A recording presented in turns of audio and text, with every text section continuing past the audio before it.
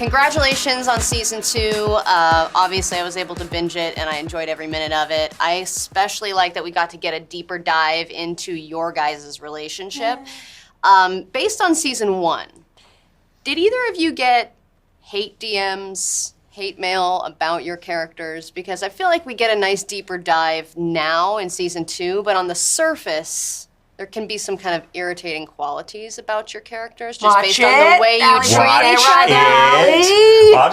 I'll answer broadly with this question: is that men don't get hate mail on the internet. I think that is a specifically targeted toward women thing, which really is wonderful a societal problem we might need to look at. So you got a lot of it. Well, I don't know. I'm not answering for Jackie. I'm just saying broadly. It's not something. But you're a man. You should answer for her. Yeah, that's right. Exactly. Thank you. Go ahead. I wouldn't say that there was hate mail, certainly. I mean, there were definitely people who were like pro Sasha and Morgan. Right. For sure. Right. But it really wasn't hate mail. It was more like random things I was hearing that like, but don't you feel that this happens where it's like, it's the loudest voice, not the most popular voice? And so I think I was getting a lot of like this one loud voice, but then everything else was so, I don't know, supportive and understanding that these characters are multidimensional and like some of them need to be foils. So they're going to be craggier because that's literally conflict and comedy. And so it's like, but none of it came like to my inbox. And I heard about it. And I would also say that like one kind of great thing was that in that way of like with sports teams, it's more fun to root for a team than it is to root against the team that's playing your team. Most of the stuff that we got was really positive, just about like if somebody was into Sasha and Morgan, it was like a positive, oh, that's cool. And if they were into Sasha and Esther, it was positive in that direction. Right. You know I what got so many DMs that were like, if he hooks up with Morgan, I'm jumping off a bridge. Like I'm coming with a box cutter. Well, I think a lot of people, I mean, for me, I was relieved that the relationship does kind of have a turning point. What for Esther is the moment where she was finally able to let loose? Because I noticed a difference with she seems so stuffy and so reserved, and then all of a sudden something changes where she's able to kind of have fun again. Yeah, Tim? No. Take this one. Oh, no, honey, you can answer No, this. oh, thank you, sweetheart. I think she has a realization that everybody else is having fun and she's not. And she's sort of this almost self-imposed stick in the mud. I mean, no one's making her,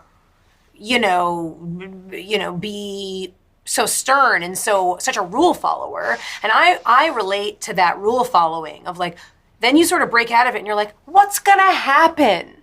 Like, I'm not gonna go and cheat on my husband, but like, what's gonna happen if I'm not like staring out the window while he's talking to this woman? It's just like, take a breath. It's gonna be okay. And I think really, as I said, she's realizing everyone else is having fun. And she's like, well, what am I doing? I could be making different decisions and not be the police all the time. Right.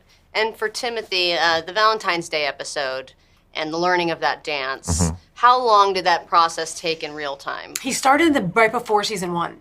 Yeah, it's been in the works for years now.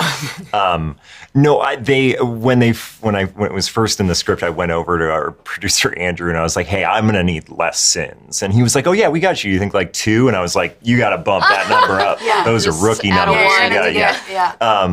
No, it was really fun. It was a challenge for me because I've never historically been somebody that's like really comfortable with dance. So it was really fun to throw myself into it. I will also say that like one great thing was that it didn't need to look like a professional dancer. It needed to look like somebody who was trying really hard to do a good job. And that's what it looks like. That's a target I feel like I can hit. Yeah. For the cast in general on season 2, do you feel like there was a new phase of the relationship? Are there inside jokes? Is there more of a tight-knit feel this time around? I mean, I think we're pretty lucky in that it was kind of tight-knit from the beginning. Yeah. Jackie and KB have been friends for 20 years. Justine and I had a lot of mutual friends before this. I had met Adam before. I had worked with KB before. So like, it was kind of already there in a great way. And so season 2 just kind of felt like picking it up rather than try to find it just because we've all known each other for a long time. And I was just going to say that KB the other day called us America's quintuplets. Just so disturbing, but also like, her point was we're a family, but calling us America's quintuplets is unhinged. Yeah. It's unbelievable. And for the premiere, I know I don't act anymore, but I used to, and seeing my own work would always terrify me. Is a premiere a fun thing, or is it still terrifying for you guys who've been doing this a long time? We have different answers for this, but our answers are exactly what you'd think they are. What do you think for us? I think that for you, it's an experience that you are navigating through every single time, and it becomes a different level of uncomfortable, but you navigate through it. And for you, you're just there to have fun. Opposite. Absolute opposite. Really? I'm like, look at me go! Ma! Can you believe? No way. Yeah, I love watching things. I'm very hard on myself, but I like to watch it. I have so many actor friends that are like, I'm hiding behind the curtains when I'm on screen. They're like, they can't look at themselves. This is what I always wanted. It's me. I started when I was 9 years old. I'm like, I've always wanted to be on TV. I want to be the nanny. Let's go. So when it's happening, I'm so excited. Tim, we have to like gun to his head, and we're like, you gotta watch the show. We need to talk about the show. Could you please watch it? I get nervous, and for the premieres, what I hate more than anything is seeing it for the first time in the same time as everybody else. So like, I will always watch it before a premiere, just so I know.